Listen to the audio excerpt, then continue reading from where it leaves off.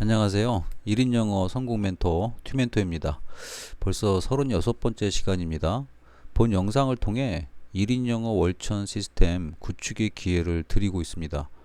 말 그대로 그냥 말로만 하는 게 아니라 진짜 기회를 드립니다. 아무 생각 없이 패스하고 싶으신가요? 그 패스하는 순간 기회 놓치는 걸걸? 진짜 기회 놓치는 걸걸? 아마 빙신일 겁니다. 본인한테 기회가 나타나면 뭐합니까? 기회를 몰라보는데? 저는 이런 거 테스트하는 거 너무 좋아합니다. 제가 올려드린 영상이 1000만원짜리 가치를 넘는다면 어떡할래요? 그걸 알아볼 눈은 있나요? 알아볼 귀는 있나요? 영상 보고 확인하세요. 60대 공부방쌤이 있습니다. 이분은 이미 월천 이상을 달성하고 계십니다. 대단하긴 하죠. 60대 공부방 운영하면서 월천을 만드신다는 게 뭐 대단한 능력입니다. 근데 월천 시나리오에 대한 개념을 제가 조금 넣어드렸습니다. 그리고 또 이분 같은 경우에는 가능성이 좀 많이 보이기는 합니다. 그 얘기를 좀 해보겠습니다. 일단은 이제 사람한테 제일 중요한 거는 주제 파악하는 게 너무나도 좋아합니다. BTS의 Love Yourself라는 거는 러브만 얘기하지 않았잖아요. 대부분의 사람들은 러브를 얘기합니다. 사랑해 사랑해 사랑해 사랑해 이죠. 근데 러브 유셀프 하니까 너 자신을 사랑하라. 뭐를 닮았습니까? 그렇죠. 사크라티스가 얘기했던 know yourself를 닮은 겁니다.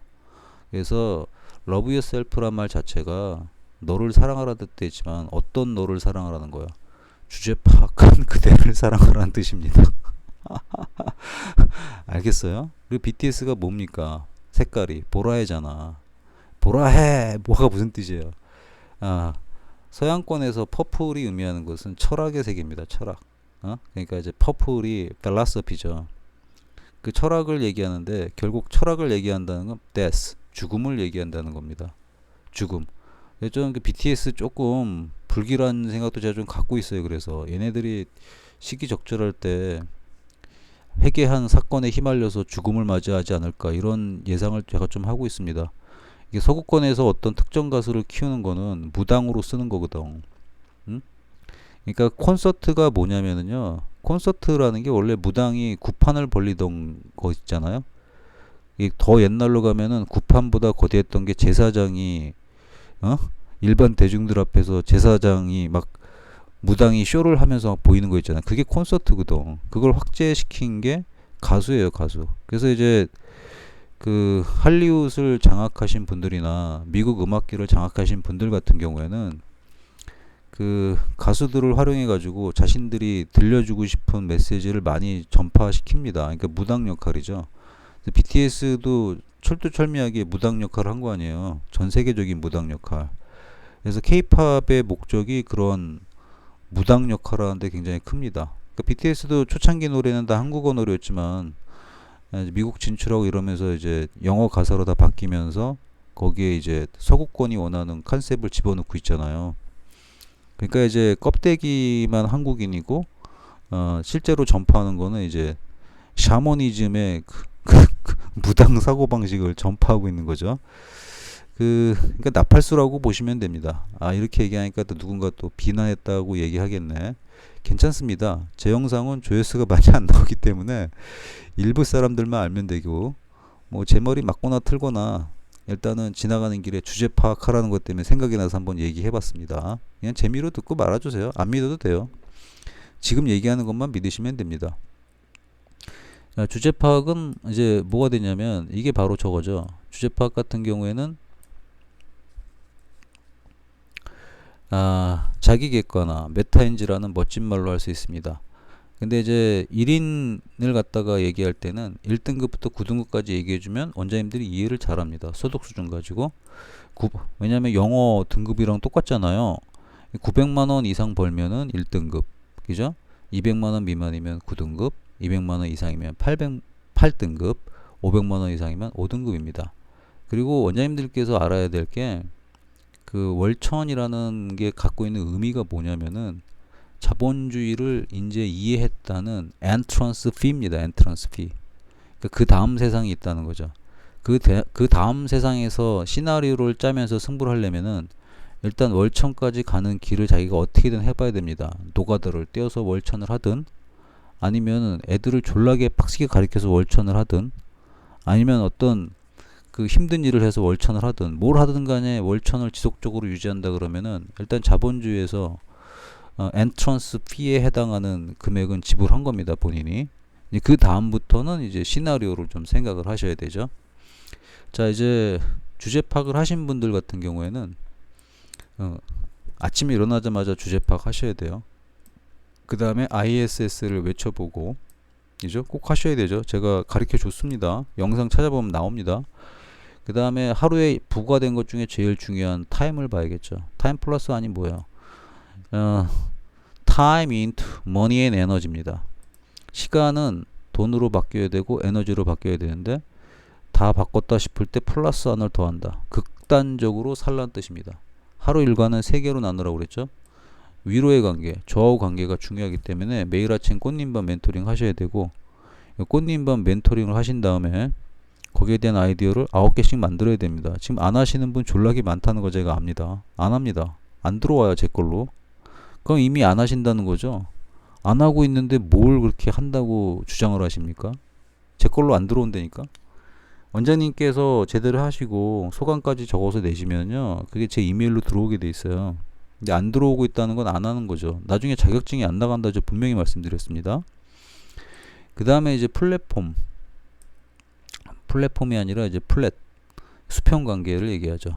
수평 관계는 경쟁자, 동종업자 아닙니다. 그 다음에 D는 제자님들과의 관계. 여기서 뭘 생각한다? 돈 관련된 아이디어를 끊임없이 생각하라는 얘기를 제가 엄청 많이 합니다. 여기에 대해서도 자세하게 얘기한 영상이 있습니다. 거기를 꼭 보세요.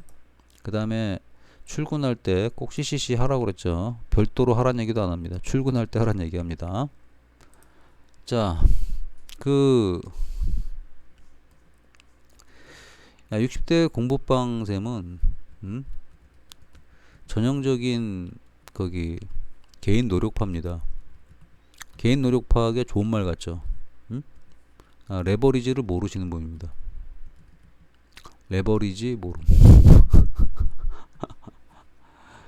그러니까 하시는 일이나 그런 거 볼 때도 그런 게 느껴져요. 저한테 컨택은 여러 차례 해왔습니다. 교재에 대한 컨택, 그리고 뭐 일의 서비스에 대한 컨택, 그리고 나서 이제 시간을 거쳐가지고 이제 꽃 공구구에 컨택을 하셨고, 그리고 뭐 철저히 배우겠다는 얘기를 하시는데, 거기서도 제가 느껴지는 거는 아직까지도 본인의 권리만 느껴지고, 본인이 레버리지를 하겠다는 머릿속에 생각은 있는데 행동에서는 그런 것들이 잘 느껴지지 않습니다. 그게 뭐 안 느껴지는 게 당연하죠. 60평생을 갖다가 개인 노력파로 살아오신 분이 어느 순간 갑자기 레버리지를 하려니까, 레버리지도 어떻게 생각하겠어요? 저를 그냥 활용해서 본인만 성장하는 거로 생각할 거 아니에요. 그때의 레버리지는 레버리지가 안 됩니다. 저를 밟고서 진짜 제대로 성장하려면은 진짜 고액을 납부하셔야 돼요. 근데 이제 제가 받는 금액이 거의 99만 원밖에 안 받고 해주는 게 꽃 공구구잖아요. 근데 거기서 엄청난 걸 많이 해드리기 때문에 그럴 경우에는 저랑 같이 성장하는 거를 연구해야 됩니다. 그게 레버리지예요. 그래서 그런 분들만이 저와 같이 파이를 같이 나눠서 갈 수 있죠. 자기 파이만 키우고 제 파이만 갉아먹는 사람이 제가 원하는 커뮤니티에 있으면 될까요? 그건 안 되죠. 그죠? 그런 분들은 어느 단체에서나 싫어합니다. 이해가 되셨죠? 그래서 본인의 생활 속에서 레버리지를 실천하셔야 됩니다. 이 CCC를 잘 하시게 되면 자기 동네에 기여를 하게 되는 거니까 그 동네가 원장님을 레버리지를 하고 있는 겁니다. 그러면 거꾸로 원장님 스스로도 그 동네를 레버리지 할 수 있게 되는 거예요. 그래서 이 레버리지 개념은 너무나도 중요한 개념입니다. 상호, 서로 이용하는 관계라고 할 수 있죠. 그러니까 이제 사람과 사람이 만나면 무조건 서로 이용하는 관계가 돼야 됩니다. 이용하는 관계가 서로 안 되면은요, 그 관계가 오래 갈 수가 없어요. 한쪽만 일방적으로 희생하는 관계다. 그 관계가 오래 가겠습니까? 안 가죠. 그죠? 서로 뭔가 주고받기가 돼야지만이 됩니다. 이게 보이지 않는 무언의 법칙입니다. 자연 법칙이죠. 자, 그러면 이제 그 60대 원장님한테는 제가 아침에 전화로 말씀을 드렸는데, 그 월천을 달성 이후에는 그 시나리오를 생각해야 됩니다. 시나리오 재구성을 하셔야 됩니다. 이게 아마 무슨 말인지 모를 거예요. 되게 이제 1인 영어 학원 스타일로 운영하시게 되면 1인 영어 학원이든 응? 또는 1인 영어 공부방이든 1인 영어 교수든 간에 뭘 생각하냐면은 항상 머릿속에 계산하는 게 애들 수업 후 교육비를 생각합니다. 근데 이 플랜으로 가게 되면은 어떤 일이 생기냐면은 매일 힘듭니다. 매일 힘듦. 왜냐면 때 되면은 뭐 해야 된다는 얘기야. 때 되면은 시험 준비해야 되고, 때 되면은 뭐 애들 일반 영어 해야 되고, 때 되면은 학부모한테 스트레스 받는 얘기 들어야 되고, 그렇게 해서 수업을 끌고 가서 월천을 내는 거죠. 근데 그렇게 하는 게 보람 있으시면은 계속 그렇게 사셔도 좋은데, 이렇게 하시게 되면은 매일매일의 삶이 너무 힘듭니다. 그러면서 이제 위로를 하실 거 아니야. 이렇게 사는 게 살아야지만 월천이 나온다는 거 있잖아요. 그죠? 근데 이제 월천을 벌더라도 different kind of story, 다른 얘기가 있습니다. 다른 얘기는 뭐냐면 생각을 해보세요. 계약 한 건만 해도 돼요. 계약 한 건만 하고 한 달에 계약 한 건을 하는 거죠. 한 달에. 그러니까 한 월에 월 기준으로 해가지고 계약 한 건을 한다고 생각해 보세요. 근데 이 계약 한 건이 1,000만 원짜리 계약이야. 그럼 나머지 29일 동안은 놀아도 되는 거 아닙니까? 놀아도 되잖아요. 응?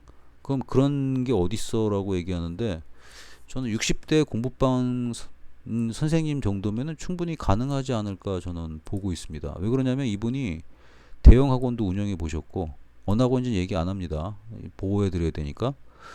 대형 학원도 운영해 보셨고 그리고 또 그 안에서 인간적인 배신감도 많이 느껴보셨고 더욱 중요한 거는 그 절박한 상황에서도 스스로 일어났다는 겁니다. 뭘 해가지고? 이 공부방을 해가지고 스스로 일어난 거예요. 이 나이 때 시작을 해가지고 스스로 월천을 달성하는 거니까 뭐는 있는 거죠? 개인 능력은 뛰어나신 선생님입니다. 개인 능력은. 개인 능력은 뛰어나지만 주변 환경과 조화를 이루면서 레버리지 하는 것을 인식을 못하고 인생을 사는 거죠. 그렇기 때문에 쉽게 갈 수 있는 길도 어렵게 간 겁니다. 쉽다는 것도 제가 완벽하게 쉽다 이런 게 아니라 그 관계를 만드는 것은 어렵겠죠, 물론. 그렇지만은 지금보다는 훨씬 더 빠르게 갈 수 있는 길을 갖다가 놓친다는 거죠. 응? 또 이런 얘기를 제가 해드릴 때도 이제 뇌가 좀 깨입니다. 아이디어가 생각이 납니다. 아, 이런 길도 있구나라는 생각을 하십니다. 그럼 60대인데 노후 대비를 제대로 한다는 게 뭐겠어요? 노후 대비는 돈을 모아두는 게 아니에요. 저는 죽는 순간까지 성공 멘토로 살다가 성공 멘토로 죽을 겁니다. 저는 이 직업이 좋거든요. 제 살아온 얘기 해주면서 저는 계속 발전하는 거지 더. 나도 발전하지만 제가 발전했기 때문에 제 발전된 지식과 교육 컨텐츠를 계속 제공할 수 있는 거죠. 그러면서 제가 좋아하는 책 쓰기 이런 거 계속 할 수 있죠. 이 좋은 거를 왜 그만둡니까? 재밌게 살 수 있는데. 안 그래요?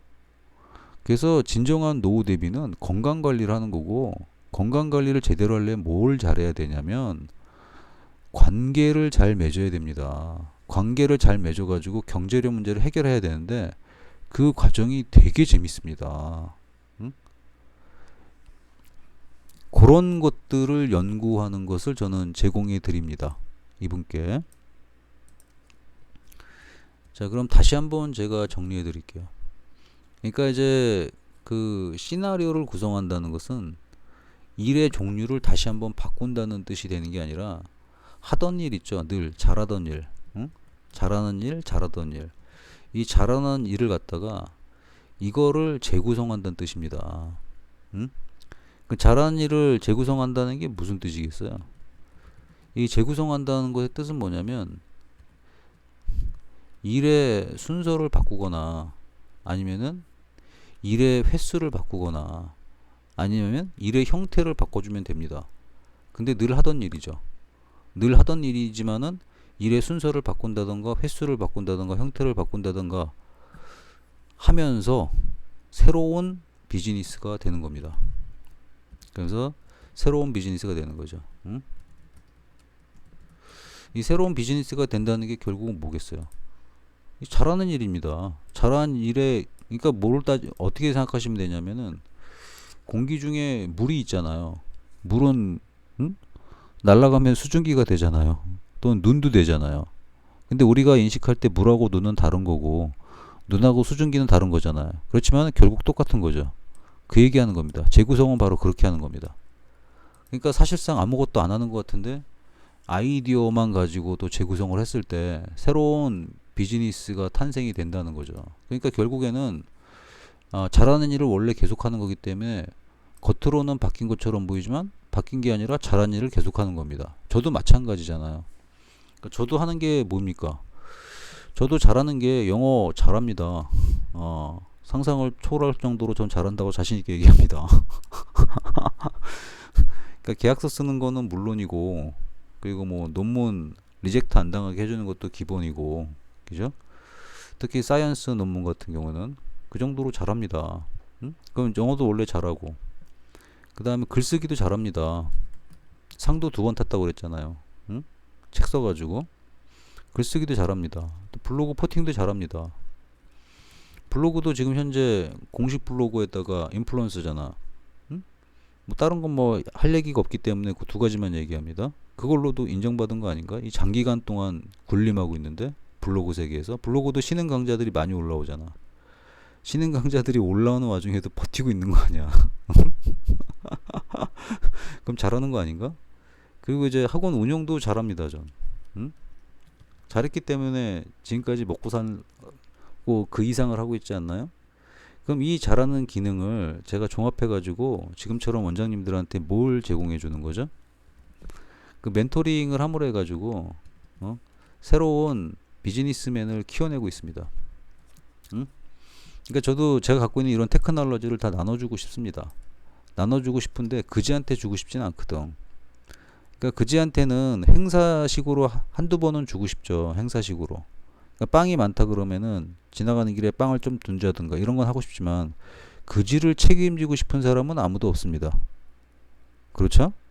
그지를 누가 책임지고 싶어 해? 책임지기 싫잖아. 중계에 있으면 오는 게 있고 이런 피드백이 있어야지 인간이 만나지. 안 그래요? 그렇잖아요.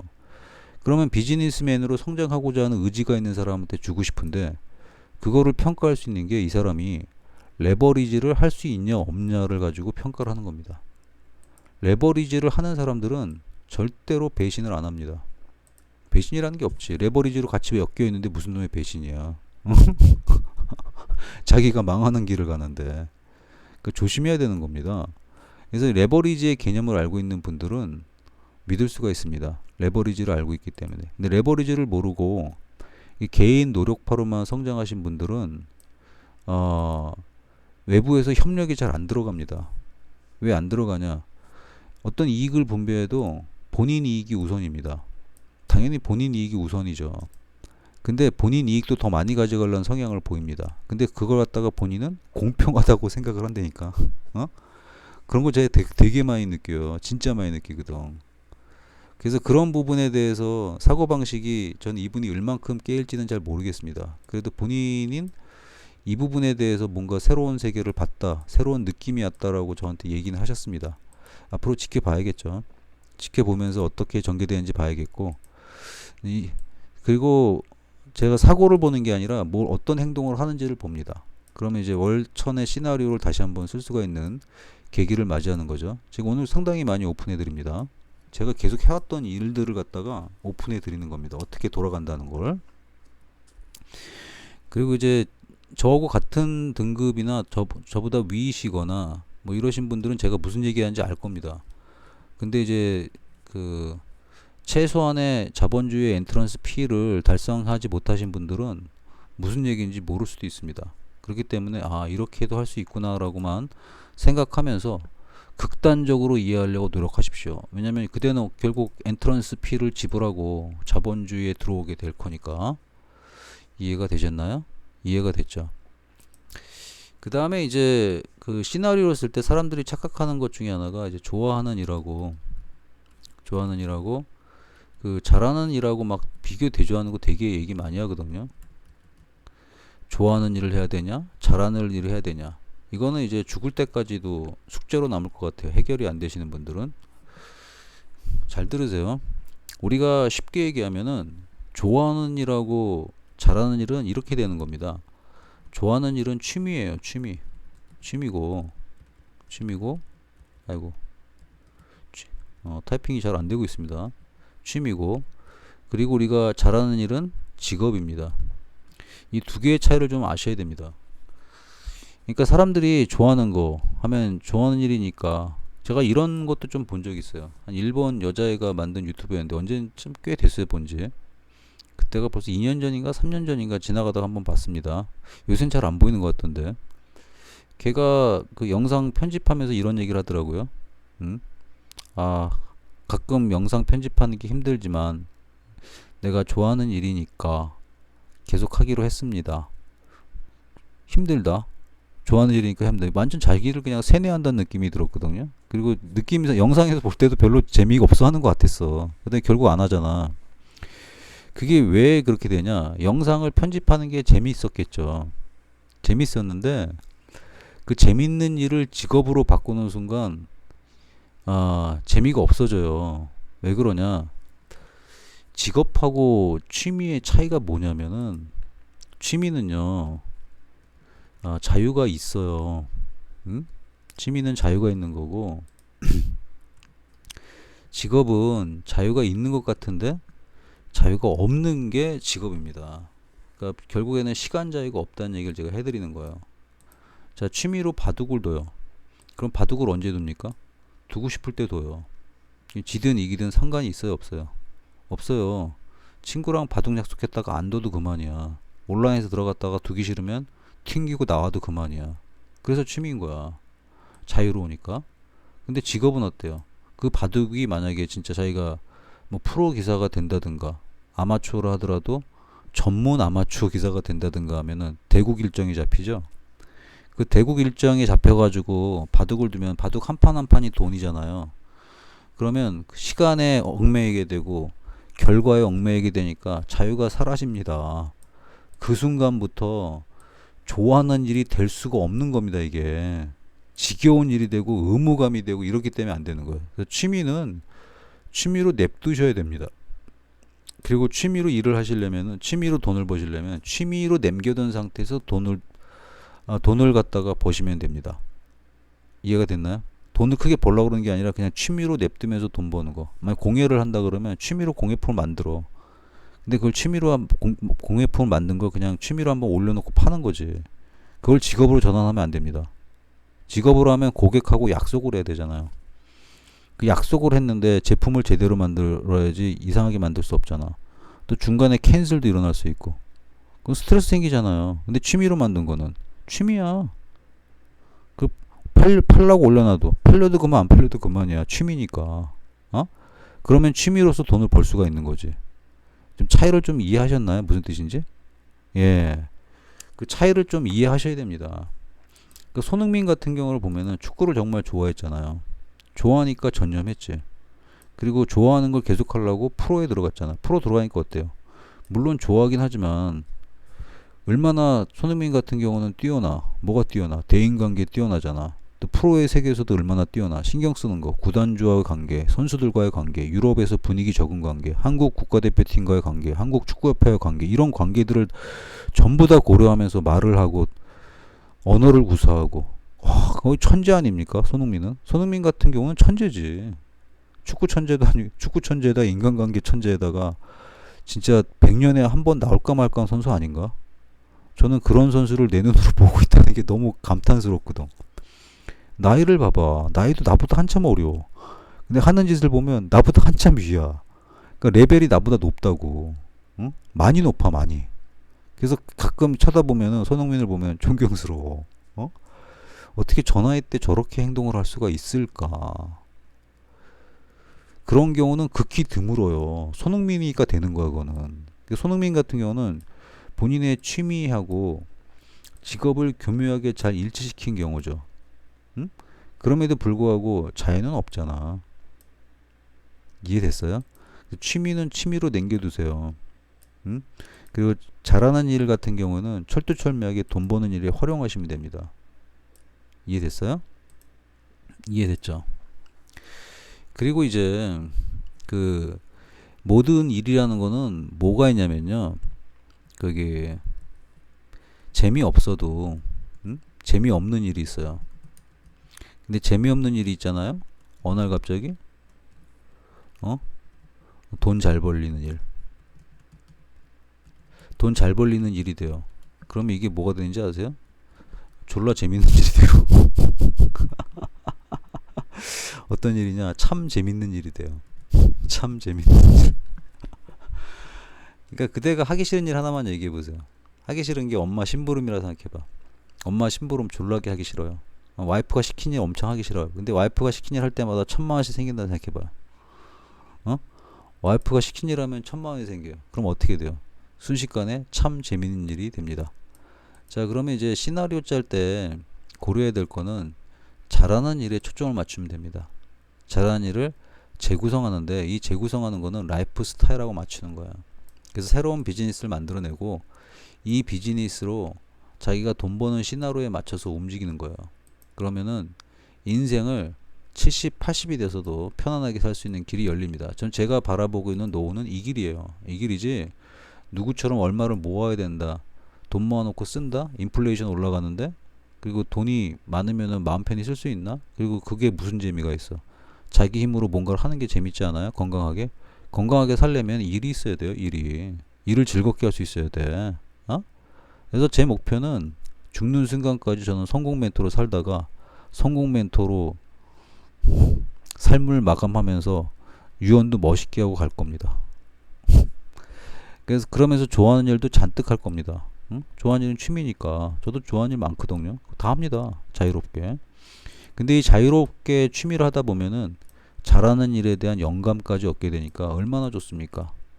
오케이? 여기까지 월천 시나리오에 대해서 대략적인 설명을 제가 한번 해봤습니다.